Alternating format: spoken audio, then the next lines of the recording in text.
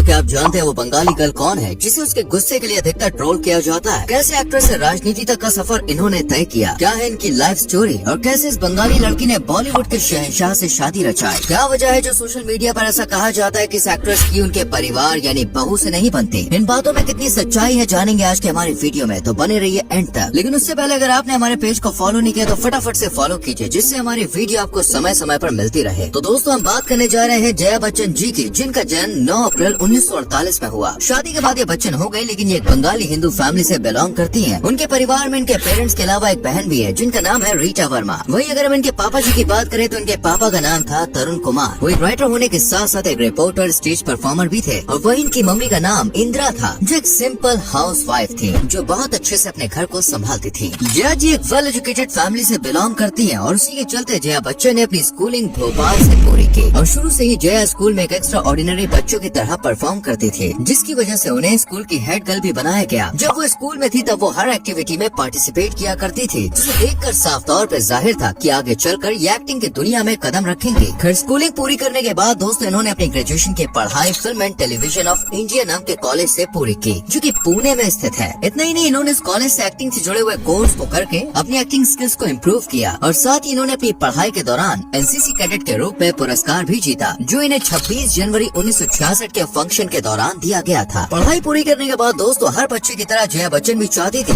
कि वो अपने करियर की शुरुआत फिल्म इंडस्ट्री में कदम रख के करें, और अपने इसी जुनून के चलते इन्होंने फिल्म इंडस्ट्री में अपना कदम भी रखा। और जब इन्होंने कई स्क्रीनशॉट दिए तब जाके इनको इनकी लाइफ की पहली फिल्म में काम करने का मौका मिला, और ये फिल्म थी महानगर। आपको बता दें ये बंगाली फिल्म थी जिसे सत्यजीत रे के डायरेक्शन में बनाया गया था। महानगर फिल्म के समय जया की उम्र मात्र 15 साल थी, यानी कि वो एक टीनेजर रही होंगी। काफी एक्साइटमेंट के साथ उन्होंने इस फिल्म में काम किया। इस फिल्म में एक सपोर्टिंग एक्ट्रेस का रोल दिया गया। इनके साथ ही दोस्तों उस समय के जाने माने कलाकार अनिल चटर्जी और माधवी मुखर्जी ने इस फिल्म में मेन रोल निभाया। ये बात अलग है कि इस फिल्म से जया को वो पहचान नहीं मिली जिसकी वो कल्पना कर बैठी थी। फिल्म ने कुछ अच्छा प्रदर्शन नहीं किया, लेकिन जया के हाव भाव और एक्सप्रेशन ने लोगों को उनकी ओर खींचने पर मजबूर कर दिया, जिसके चलते फिल्म महानगर के बाद जया बच्चन को 2 और बंगाली फिल्मों में काम करने का सुनहरा अवसर मिला। जिन फिल्मों में उस समय जया ने काम किया उनमें से एक फिल्म मात्र 13 मिनट की थी। इस फिल्म का नाम था सुमन, और उनकी दूसरी बंगाली कॉमेडी फिल्म धनी में थी। फिल्मों में काम करते करते जया के मन में आया कि क्यों ना भाई वो फिल्म और टेलीविजन इंस्टीट्यूट ऑफ इंडिया को ज्वाइन करें और वहाँ से एक्टिंग को इम्प्रूव करें। और उनके इस काम में उनके परिवार वालों ने उनका भरपूर साथ दिया। तो इस तरह से जया जी ने अपने करियर का सुनहरा पल एंजॉय किया। आइए अब जानते हैं सही मायने में उन्हें पहचान कैसे मिली। दोस्तों बॉलीवुड इंडस्ट्री में उनको पहचान मिली साल 1971 में, जब उन्होंने ऋषिकेश मुखर्जी द्वारा डायरेक्टेड फिल्म गुड्डी में काम किया। इस फिल्म की स्क्रिप्ट गुलजार जी ने लिखी थी। इस फिल्म में जया जी के अलावा धर्मपाल जी और असरानी भी मेन रोल में नजर आए। अब समझ लीजिए ये वही फिल्म है जिसने जया बच्चन जी के करियर को ऊंचाइयों तक पहुंचाने में बहुत बड़ा कंट्रीब्यूशन दिया। इसके बाद जया जी को साल 1972 में फिल्म जवानी दीवानी में एक्टिंग का ऑफर आया, जिसमें उन्होंने एक मॉडर्न गर्ल का किरदार निभाया। इसी साल इन्होंने 1 नहीं 2 नहीं बल्कि 10 फिल्मों में काम किया, जिनमें से कुछ फिल्में इस प्रकार है: पिया का घर, परिचय, कोशिश और शोर, जिनमें उनके कैरेक्टर को देखकर लोगों ने यह तय कर लिया कि आने वाले दौर की ये जबरदस्त एक्ट्रेस होंगी। जया जी ने जब 1970 में बॉलीवुड में कदम रखा तभी उन्हें बॉलीवुड की सुपर एक्ट्रेस कहा जाने लगा, क्योंकि वो हर डायरेक्टर की पहली पसंद बन चुकी थी। और इसी के चलते इन्हें दोस्तों 1973 में 5 जबरदस्त फिल्मों के ऑफर आए, जिसमें अनामिका, फागुन, जंजीर और अभिमान जैसी फिल्में शामिल है। अभिमान का नाम आया है तो आपको बता दें ये एक ऐसी फिल्म थी जिसमें इनके संग अमिताभ बच्चन, असरानी और बिंदु जैसे बड़े बड़े कलाकार थे जिन्होंने अपना टैलेंट दिखाया। इस फिल्म को ऋषिकेश मुखर्जी साहब ने डायरेक्ट किया था, और यही वो फिल्म है जिसमें जया बच्चन यानी जया भादुड़ी जी को फिल्म फेयर अवार्ड भी दिया गया। और इस तरह से जया जी फिल्म इंडस्ट्री में उस मुकाम तक पहुँची जहाँ उन्हें टॉप 10 एक्ट्रेस में गिना जाता है। साल 2000 में इन्होंने फिल्म फिजा में काम किया और उसके बाद उन्हें ब्लॉकबस्टर फिल्म कभी खुशी कभी गम में देखा गया। ये फिल्म 2001 में रिलीज हुई, जिसने बड़े पर्दे पर ऐसा तहलका मचाया कि लोग आज भी इस फिल्म को देखना पसंद करते हैं। फिल्मों की बात चल रही है तो आपको बता दें 2003 में एक फिल्म आई थी कल हो ना हो। इसमें भी जया जी ने अपनी एक्टिंग का लोहा मनवाया। तो दोस्तों इस तरह से जया जी ने बॉलीवुड फिल्म इंडस्ट्री में अपनी एक अटूट छाप छोड़ते हुए अपने करियर को पॉलिटिक्स की तरफ मोड़ लिया। इन्होंने लोगों की मदद करने के लिए सबसे पहले तो उत्तर प्रदेश की समाजवादी पार्टी से चुनाव लड़ने का निर्णय लिया। पहली बार के चुनाव में ही जया जी भारी वोटों से जीत गए। साल 2004 में ये मेंबर ऑफ पार्लियामेंट बने और इसके बाद इन्हें 2006 में दूसरी बार बार राज्यसभा का सदस्य चुना गया और इनकी लगनशीलता को देखते हुए साल 2012 में फिर से चुनाव के लिए इन्हें खड़ा किया गया और अगले 6 सालों तक यानी 2018 तक इन्होंने समाजवादी पार्टी को राज्यसभा में रिप्रेजेंट किया। तो दोस्तों, इस तरह से जया बच्चन जी ने अपनी लगनशीलता और सेवा से बॉलीवुड में ही नहीं बल्कि पॉलिटिक्स में भी अपने आप को साबित कर दिखाया कि वो हर फील्ड में कामयाब है,